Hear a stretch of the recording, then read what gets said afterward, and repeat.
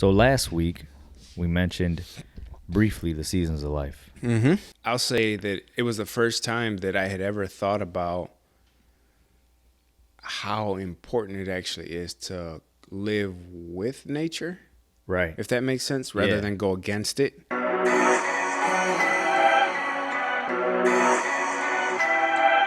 We're live, Cuzzo. We're With live. that intro. Welcome back to the Electives Podcast. This is episode 27. I think so. Right? Yeah. I know. Right. Something We like always- that. Yeah. Every I time. lost track every already. time. Every time. Yeah. Every time. But yeah, man, let's get right into it. So we're gonna break down three segments today. We're going to be trying something a little different like we told you guys in the previous episode. We're going to give you something centered around sports. We're going to go with current events. And then last but not least, something educational and informational. Yep. So let's get right into it, man. James Harden. The beard. Yep. Yeah. Everywhere that guy goes. Man, it's full of drama. I miss the Harden from the Rockets, man. Where he just played ball. I know. But it makes you kind of wonder, was that because during those years where he was playing in Houston, he was getting a lot of those, what do you call it, where he was creating the foul call. Right. And when they took that away, Yeah. he almost looked like not like that MVP version of James Harden when he was in Houston. So I wonder if maybe some of his, I don't know, because he hasn't looked the same since he's left Houston. Yeah, he hasn't. I don't know if he just fell off of a cliff, skill-wise, or if he just felt like, I got my money now. I won an MVP. Yeah. If I win a title, I really don't care, but I'll just kind of bounce around and get in where I fit in. Yeah, that's kind of what it seems like. It just seems like he just goes out there and just does whatever. Yeah. Like he's not a killer like he was in Houston. No. Because I think if he was, it'd be a problem. Right. Yeah. But yeah, the whole thing with him and Daryl Morey, it's kind of crazy because it's like it's almost like you guys were boys before, and then now you guys like just don't mess with each other anymore. Right. Yeah. That's strange. Yeah. That's very strange. I mean, at that level too, you would think that that they wouldn't have those kind of issues, Yeah. But Well, it's definitely got to be for money. of course, it always is money. It's always about money. And then I even heard James mention something about he could play in China, or he wouldn't mind playing in China. They make good money over there. I mean, yeah, but now is he the Harden of old? No, but Right. can he still compete in the NBA? Oh, yeah. Yeah, I think he can. I think, can he help a team win? Yeah. But Yeah. I think James is, James is at a point right now where I guess he's going to have to ask himself, like, does he really want the ring or does he just want more money? I think he just wants more money. Because if he does want the money, then, yeah, go play in China. Yeah, because I don't think he's going to get it where he's at. And, I think Daryl Morey, I think he's it's all business now. Mm-hmm. And did he want to get traded, too? He wants to get traded, but they're like, then there's no market for him. So where are you going to send him? Right. You ain't going to get nothing back. Right. Yeah. So at this point, I think James is going to just have to play and maybe probably just sit out like 10 games, sit out 10, something like that until they can try to ship them or wait till free agency next year. But then I think he's going to find himself in the Kyrie spot. Kyrie had to end up playing in order to get that contract. Yeah. Nobody's just going to give James many money. Right. Nobody is. Yeah. No. And then to deal with him crying or something, if something goes wrong, I'd be like, nah, man, I'm straight. Do you think and agree with the take that today's players are just too dramatic, or they're too too sensitive about their contract situations and which teams they play for and all of that? Yeah, I think so, man. I don't think it's all the players, but I think it's a good amount. They're just trying to get paid. Yeah. I don't know if the love or the passion for the game is the same as some of the great players that used to play. Yep. Because it's going to be a sad day when LeBron, KD, Steph, Clay, when they all retire, it's gonna be sad, man. Because there's really, I mean, who's the next guy that's like that big? The next one, Austin Reeves. I mean, he's good, but he ain't up and coming. Who's gonna get the torch? Because right now Steph has it. Giannis, but he's not like a. I love Giannis, but Giannis is not. I don't want to say he's not. So he is a marketable guy, but he's just not the face. He can't be the face of the league. Yeah, that's what I was gonna ask. So you're looking for a guy that can be the face of the league. And Luka and Jokic, they're amazing, but I don't think they're gonna be faces of the league like a Steph, or LeBron. So I think it's Ja was in a position until he decided to be, Ja had it. Dummy. Everybody wanted to be Ja. Yeah. But I mean, hey, we said it before. Everybody makes mistakes, Hopefully, maybe he can put himself back in the position, to where to be that he can be the face of the NBA. But yeah, I think the NBA is going to be in a tough spot after those guys leave, because college ball isn't the same. A lot of the times we used to be fans of guys in college. True. And then they came to the NBA, and then if they were good, then they even blew up even more. True. So I don't know. I don't know what's gonna happen with that, but yeah, I mean, James Harden is like just setting a bad example, I think, going forward. No, I hear you, and yeah, just brought up. I mean, I've even heard older players. Michael Jordan even was one who specifically said that he doesn't have a problem with these players getting all this money, right? But it's like, what have they done to earn it, right? A lot of them are getting shoe deals and sponsorships, and they haven't won even a Eastern Conference or a Western Conference title. Yeah. But that kind of, I mean, all of it kind of ties though back into the capitalistic society that we live in, right? So it's like, if there's a market for something, if these players are marketable, if you can put Chris Paul in a State Farm commercial, if you can put, I don't know, any athlete, Odell Beckham, for example. And I mean, now he's a Super Bowl champion, but even before that, it's like, these athletes are getting these deals because, hey, they're helping sell or push whatever. Right. So, I mean, it's hard to say that they shouldn't get the money, if everybody else is out there getting it, Yeah, I mean, there's plenty of money to go around. That's for sure. It's just that when it comes to the game of basketball, we want to see these players, or any sport for that matter, play at a high level and compete, Yeah. No, yeah, that's true, man. Yeah, that's true. But moving on. Yeah, moving on, man. So what about Messi? That dude, he's come over here and he's single-handedly, it's almost like a fairy tale. Yeah. Messi's supposed to come over here to the United States, and he's going to help revitalize the MLS and take it into another stratosphere. And the first game he played in for Miami, this dude scores like I think it was either an extra time or like the 90th minute, a free kick, drills it. I mean, like he's just taking a practice shot. And, that moment right there was kind of like, oh, wow, this is amazing. We're glad it happened. And it's like, okay, maybe he'll taper off. No, this guy's lighting the MLS up. Jeez. And I don't know how many wins they've won since he's been there. Yeah. But it's been like two if not three times the amount that they normally. Exactly. Damn. Yeah, that's greatness, man. He's like the Jordan of soccer or some shit, right? No, yeah. And they just won like their little one of their little tournaments or cups, I believe, just over the weekend. Damn. All within a matter of a few months. But he just has that it factor. Yeah. He really does. So is that MLS just a weaker league than overseas? Yeah, I would say it's almost like how the NBA is over here. It's taken the athletes are just better, Yeah. And over there they're just better all around at every position. They're just better. Man. It seems like Europe is passing us up in sports. Yeah.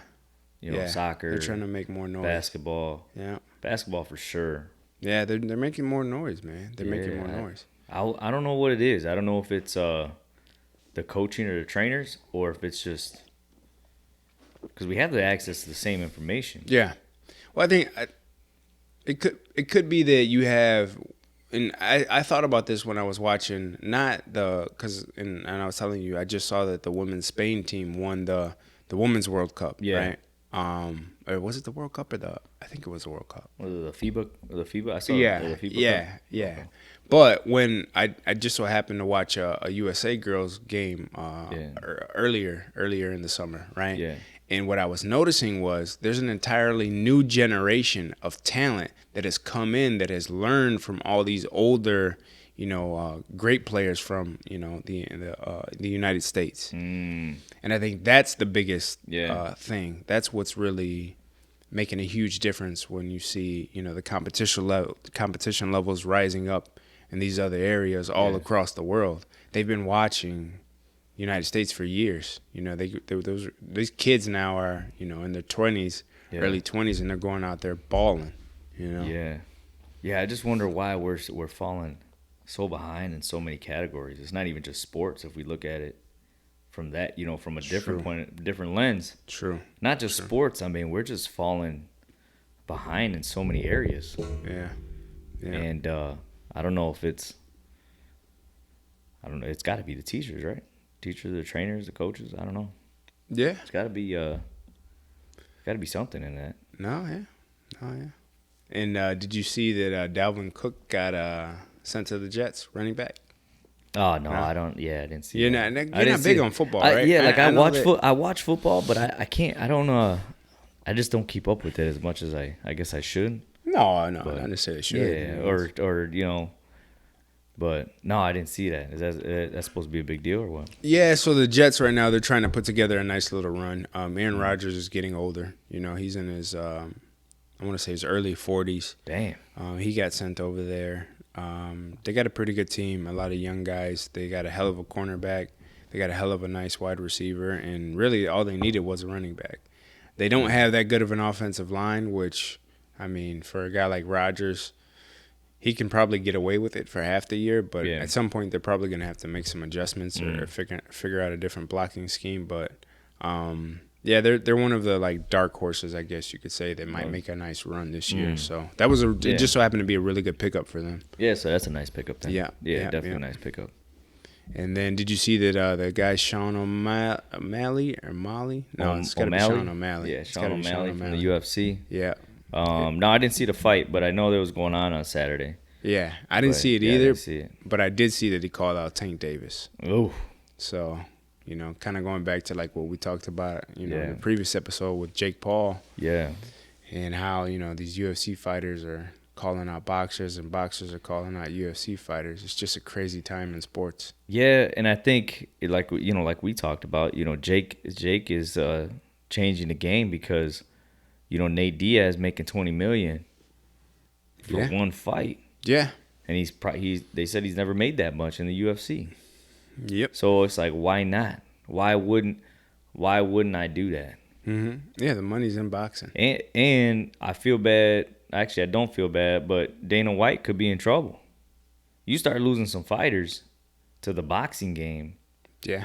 And then not only that, Nate Diaz just made $20 million. How much would it cost for him to just make his own octagon fight?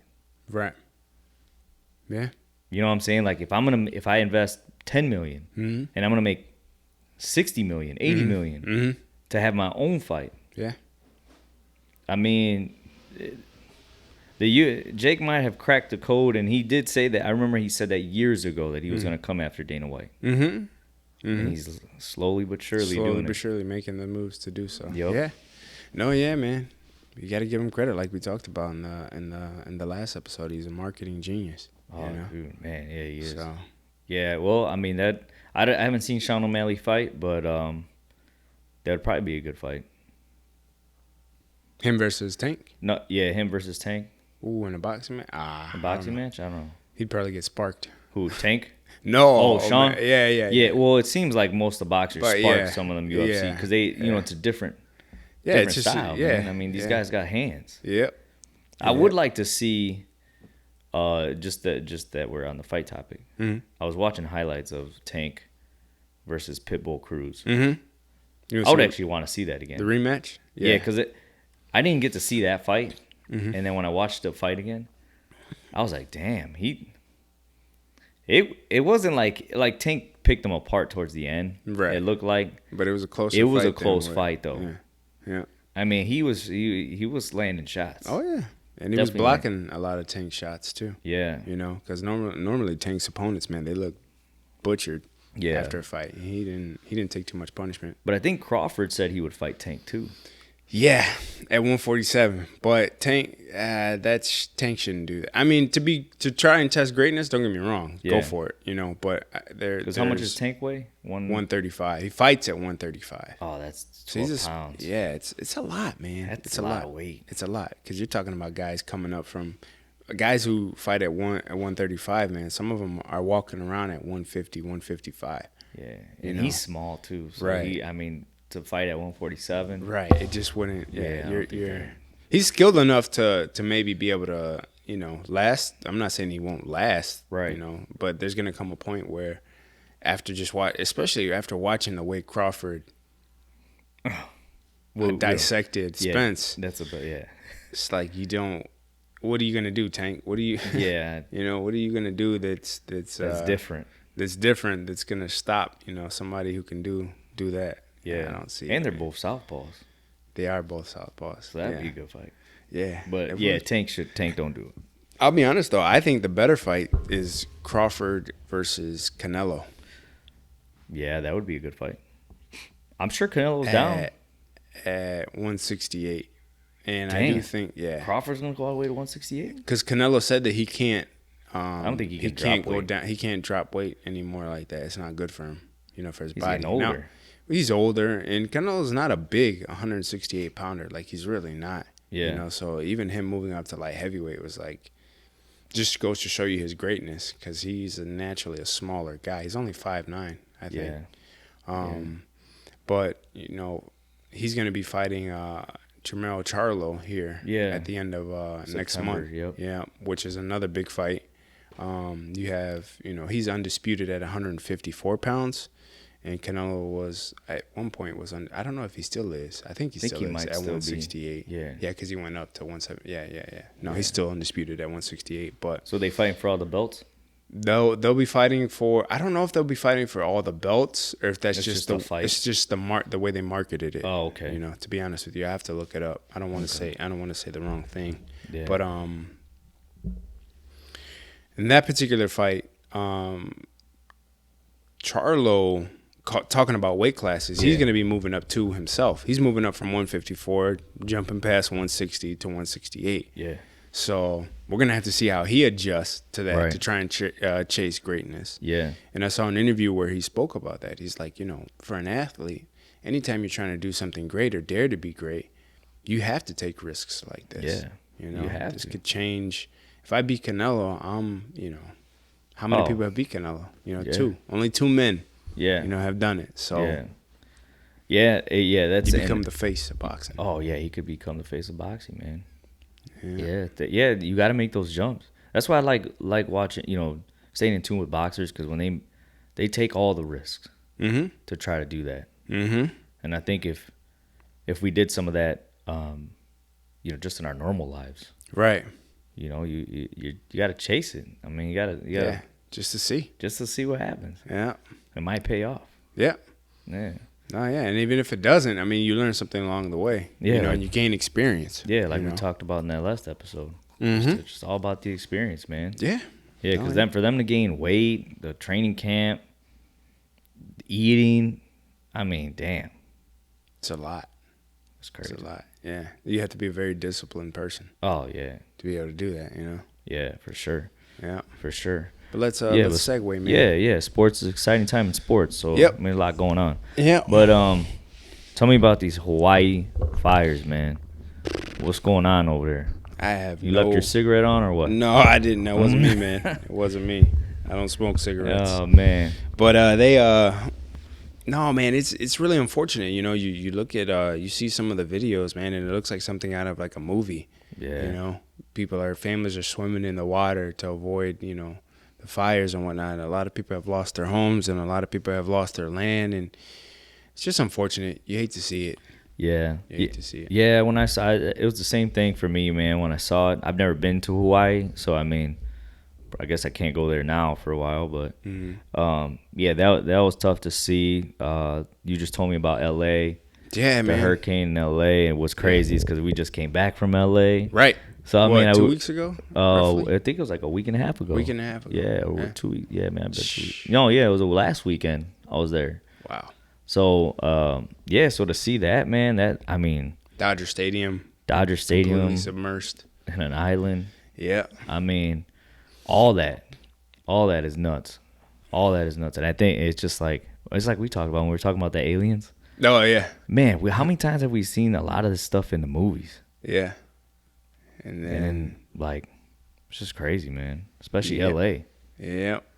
Yeah, and depending on who you talk to, they'll say that, oh, these are the end of days. And, the end of days. Start reading the Bible. Yeah, and I'm like, all right, I'm not saying, that a lot of stuff isn't happening. Right. But, I mean, like I always say, don't live in fear. Yeah, you can't live in fear. I mean, there's a lot of things in nature that just have to happen. The earth has been doing this for a very long time. Yep. And we and also too, I mean, as human beings, I'm not putting the blame on anybody when I say this, but it's like we also pick some very unique places to live where we know that these catastrophic events are happening as well. Right. So it's like, yeah, because it's tough, man. Yeah, I ain't trying to live in L.A. or Florida. Too close to the water. Yeah, I mean, certain parts you're fine, right? Or safer, supposed to be safer. But, I mean, even in Southern California, after they got hit with, a hurricane, is it Hurricane Haley, I believe? Hillary. Yeah, Hurricane Hillary. There was also an earthquake. So back to back. You're worried about one natural disaster, and then another one comes, Yeah. So. Yeah, that's nuts, man. Yeah, that's stuff out of your control. What do you think about those theories when it comes to Hawaii and the people that are had land or I think I briefly mentioned this to you, like that some of the natives from Hawaii had all this land. Yeah. And there were a lot of companies that wanted to come in and buy the land. Yeah. From the natives. Right. And now, with a disaster like this happening, some of those people have passed away or maybe perished, in the disaster. And now what happens with their land? Yeah, that it's just it's crazy to think about for sure. Because, I mean, the U.S. has always been a country of taking things. If you can't get them, you're just going to take them. Mm-hmm. I would hate for that idea to be true, like in the Hawaii case. Right. But only time will tell if things start getting built over there. Right. Because, like you said, if there's money to be made, and if somebody wants to make it, somebody's gonna do whatever they can to try to make it. Yep. I don't. Now, did they start the fire? I don't know, but it's a theory. Has there been an official reason as to why the fire was started in the first place? I haven't. Not that I've looked up. So I mean, we would have to. Look that up to see if there's any like cause of the fire or if it was just from being hot. Yeah, because I heard at which once again, like you're saying, we'd have to look it up. But right. I heard that it was because an electric wire or a pole went down. And and then started a fire. Electricity. Yeah, the electricity was going, and then I guess at the same time, all these winds come in, and that's what took the fire and kind of just made it go out of control. But I don't know, man. It's hard to say because when you bring up the land part, man, that just kinds of questions it. But then it's like, do we have that ability to make fires? Like a weather machine? Yeah, like do we have that technology with everything that's been coming out now? Probably. But would you want to know? I mean, would you want to know? Like, is it raining because it's raining? Bill Gates, are you making it rain, man? Come on. Yeah. No, that'd be messed up though, bro. That would be messed up if they did that. Yeah. If they did that, but prayers to those people. For sure. This would actually be a good time if we had a fund me, but we don't have one. But True. To donate, but they can You can look that up. Find somewhere to donate. True. But another disaster that's going on. That Russia-Ukraine's still happening. Yeah. It's not as big anymore. It's not in the news as much. No. It's kind of died down a little bit. Kind of died down, but I think they're still fighting over there. Yeah, they are. Yeah. And it seems like right now it's just moves are being made for, the setup moves are being made right now for a bigger play, if you will. Yeah, we play chess a lot. Yeah. So I mean, that's all war is. You're just setting the board, right? And something I think is interesting too, like war is not just guns and bullets and bombs, Yeah. There's definitely a part of us or a part of human nature, where war is always going to be, in our nature, but I think this has more to do with resources. Yeah. Right. At the end of the day, it comes down to resources, right? Russia is in a position where they are fully aware of the resources that they have and the resources that they want. Yeah. And then also they know the military points, their strengths and their weaknesses. Mm-hmm. And I'm not saying I agree with the Russia invading Ukraine or anything like that. I understand the chess move. Yeah, the chess move. Yep. It's like, hey, we can't let this piece fall. I can't give up this space, this square. Yeah, square. Yep, it's the square. If I give that square up, I'm in trouble. Especially if the right piece lands there. Yep. So that's really how I look at the Russia-Ukraine situation. I like how you put it in chess terms because it's so much easier to understand. To understand it that way. If you play chess. I mean, there's a lot of people that don't play chess, but yeah, you're right. If somebody occupies that square with the right piece, you're in trouble. Mm-hmm. So, yeah, I think like you said, it's resources, it's power. U.S. has been in charge for a long time. Mm-hmm. Mm-hmm. And like you said before we came on the podcast, we pissed a lot of people off. And I think people want to see some change. Yeah. And I don't know, man. It's tough because, like we talked about, they're in the seat. They're playing in our backyard. It's almost like, right. They're near Alaska. Right. They're just kind of, I'm here to try to see what you're gonna do. Well, it's kind of like, let you know. It's do you feel me or not? Yeah, you're right. And like we use an analogy, like you're saying, like chess or boxing. It's the same thing. Like they're throwing jabs right now. Yeah, that's just to see if somebody's home. How are you gonna respond if your head moves? Exactly. How are you gonna respond if I make you a little uncomfortable? Yeah, but I think, or I hope, not to get political at all, but I hope there is some changes. Yeah. Come this next presidential election, because I think with a change, some things may stop. What do you think would stop? The stuff in the Alaska Sea. Mm. I think it's gonna come into where muscle will meet muscle, which could be dangerous, but it's better than us playing possum. Got you. Because I think if there isn't a change, I think somebody's gonna make a move. Okay, now, good, right? Good thing to ask you. Yeah. So, would you rather be the one to punch first or to get punched? I would like for us to punch first. Okay, so in that case, and once again, not to be political or anything like that, right. What candidate would be more suited to punch first? A Democrat or a Republican? Republican. Yeah, I was gonna say sure, the answer. You know the answer. Yeah, we all know the answer. There's no need to get offended. Yeah. No, we're all on the same page. We want everybody to be okay. Right. Whether it's blue or red. Right. Because obviously Obama was fine. Right. He was solid. Just want to take care of home first. Just take care of us, man. Because right now, I ain't even gonna say it, but this dude needs to go. All right. But this guy gotta go. But you talk about old sleepy. Hey, your Uncle Joe over there. Sleep. Guy taking naps on the job. Forgot my name. Yeah, don't even know about it. That guy. Oh, fucking poor guy, man. Poor guy. But yeah, I mean, when it comes to that, man, I think that's why we need to change. Because not only that, like if you think about what's over there. Mm-hmm. I recently read we parked one of our most destructive naval ships in South Korea. So, and apparently this ship could take out, like, I don't know if it's a whole country or what, but it's got nukes on there. Oh shit! You know, so then that's big. Yeah, it's in North Korea. Was pissed because you parked it in their backyard. Right. Yeah. So, like, when I look at it, I'm like, okay, that's our chess move, right? Right. Put in our chess move. Yeah.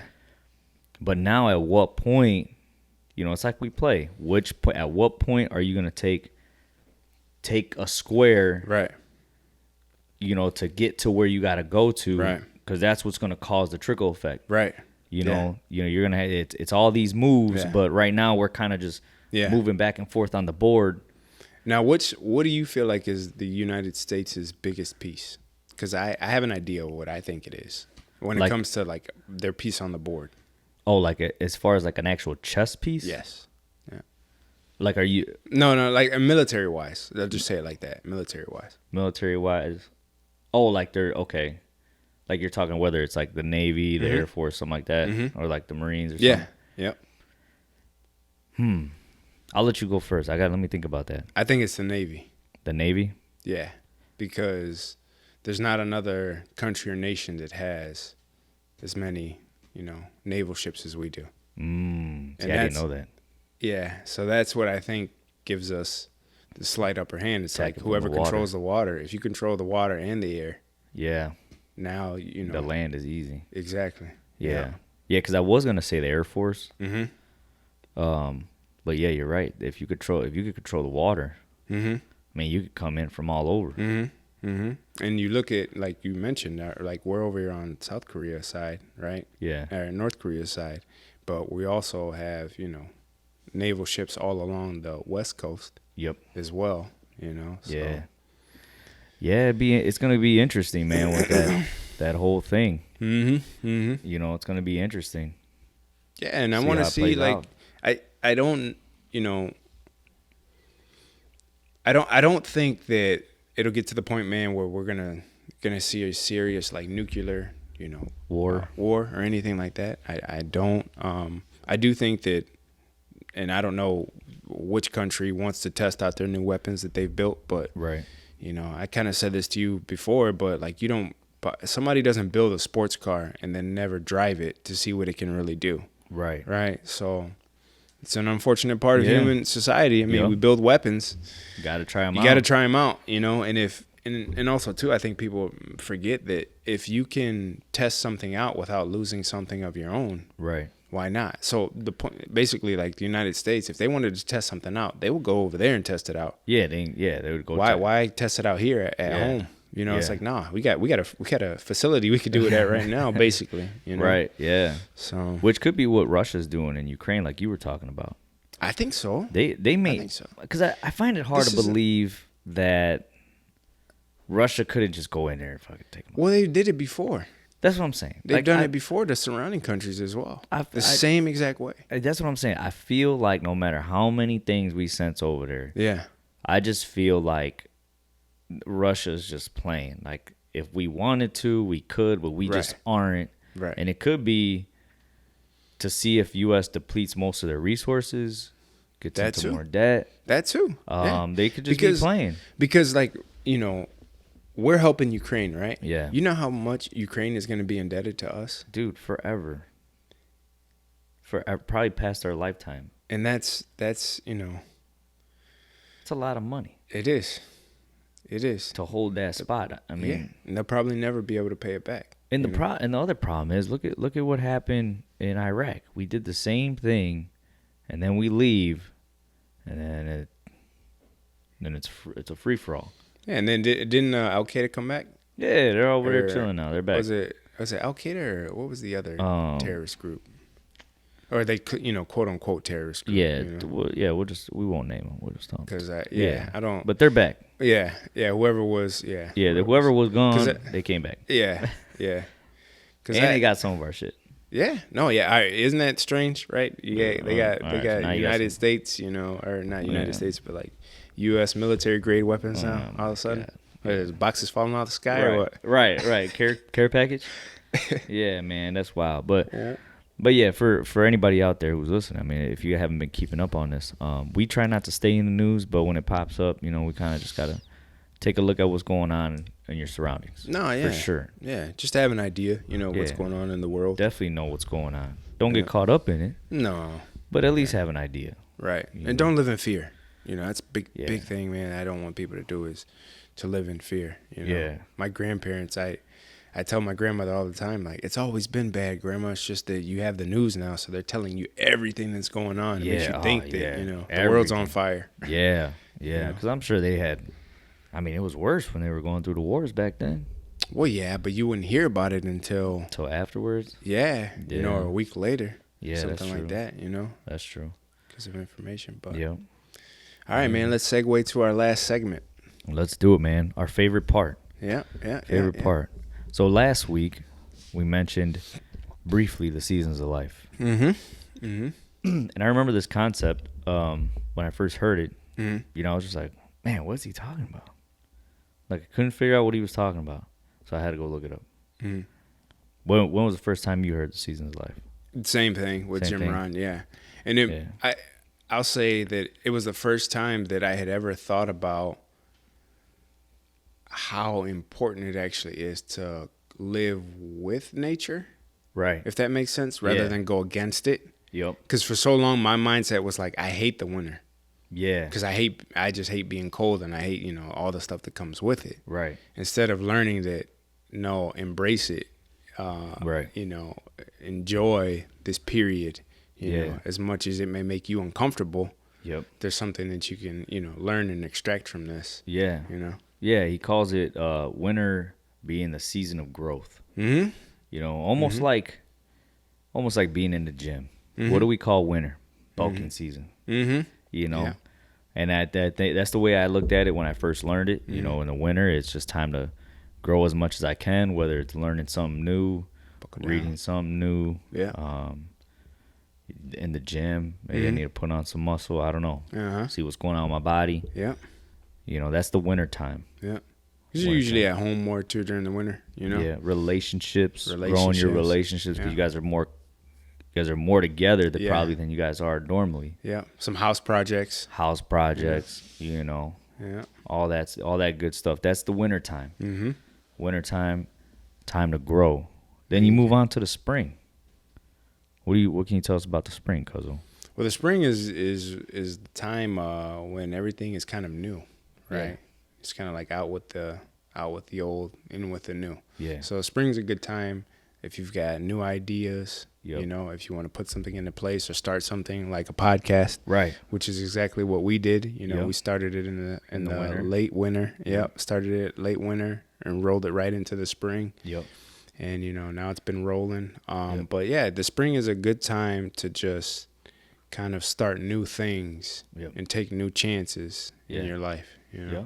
Plant your seeds. Mm-hmm. Plant your seeds, getting them ready for the summer. Mm-hmm. Springtime, or like how people call it in the gym. Now we got to start cutting. Exactly. Seeing, you grew so much in the winter. I'm sure you found things, dislikes, things you like.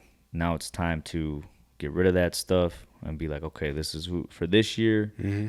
This is where I want to go. This is where I want to be. Maybe this is the house I want to get. Whatever the case may be, you start planting that in. Start watering that. Right. Yeah. And then we move on to the summertime. Yep. And the summertime is always interesting because you got so much going on.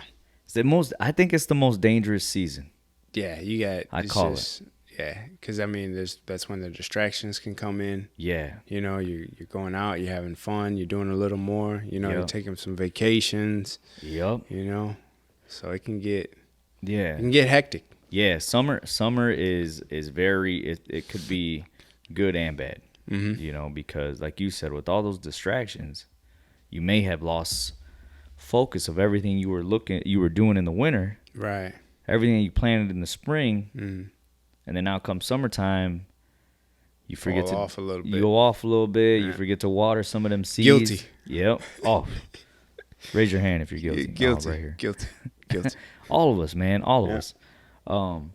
You know, because then you know, throughout that summer, you start to realize towards the end which seeds you didn't continue to water and take care of. Mm-hmm. And then you have to take responsibility for those mm-hmm. and look back at, you know, kind of where did we go wrong here? Right. Know, in the summer. Right. So definitely enjoy your summer, but you still got to monitor what's going on. Yeah. And you know, like I was thinking about this the other day, like for myself even. It's also the little daily habits. Yeah.